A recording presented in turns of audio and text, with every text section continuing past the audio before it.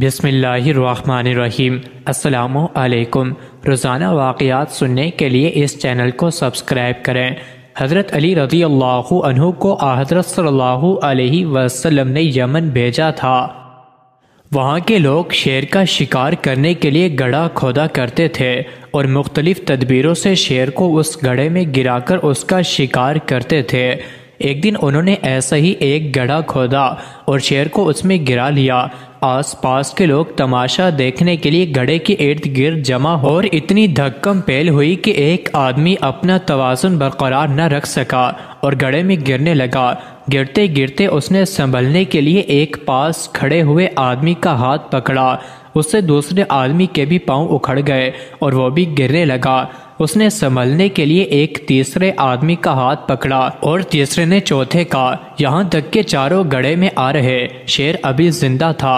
اس نے چاروں کو اتنا زخمی کیا کہ وہیں ان کی موت واقع ہو گئی۔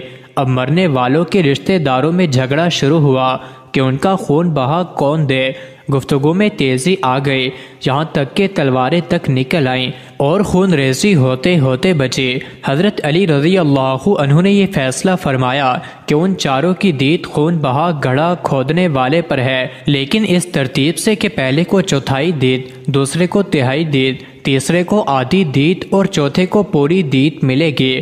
بعد میں یہ قصہ حضرت صلی اللہ علیہ وسلم کی خدمت میں پیش ہوا تو آپ صلی اللہ علیہ وسلم نے اس کی تصویب فرمائی۔ علامہ قرطبی رحمۃ اللہ علیہ تحریر فرماتے ہیں کہ اس فیصلے کی وجہ یہ ہے کہ چاروں خطا قتل ہوئے تھے اور گڑھا کھودنے والا ان کی دید کا ذمہ دار تھا، لیکن پہلا شخص مقتول ہونے کے ساتھ ساتھ 3 آدمیوں کو کھینچنے کی وجہ سے ان کا قاتل بھی تھا، لہٰذا جو دید اس کو ملتی اس کے 3 حصے مقتول پر تقسیم ہو کر اس کے لیے صرف چوتھائی حصہ بچا۔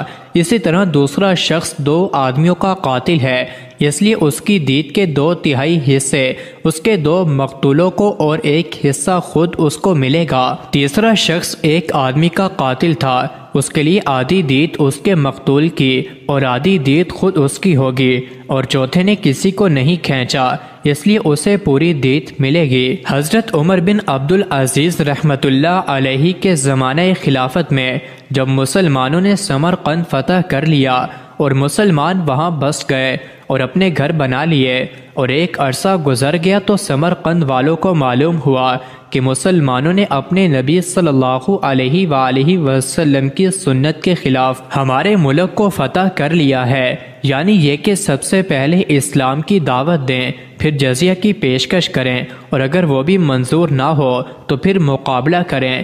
لہٰذا انہوں نے حضرت عمر بن عبدالعزیز رحمۃ اللہ علیہ کی خدمت میں چند لوگوں کو روانہ کیا اور انہیں یہ بتایا کہ آپ کی فوج نے اپنے نبی صلی اللہ علیہ وآلہ وسلم کی اس سنت پر عمل کیے بغیر سمرقند کو فتح کر لیا ہے۔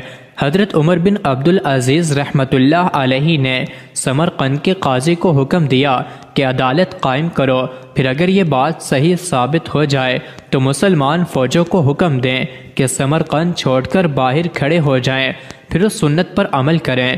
چنانچہ قاضی نے ایسا ہی کیا، وہ بات صحیح ثابت ہوئی تو مسلمانوں نے سمرقند خالی کر دیا اور شہر سے باہر جا کر کھڑے ہو گئے۔ جب وہاں کے بت پرستوں نے مسلمانوں کا یہ عدل و انصاف دیکھا جس کی مثال دنیا کی تاریخ میں نہیں ملتی تو انہوں نے کہا کہ اب لڑائی کی ضرورت نہیں، ہم سب مسلمان ہوتے ہیں۔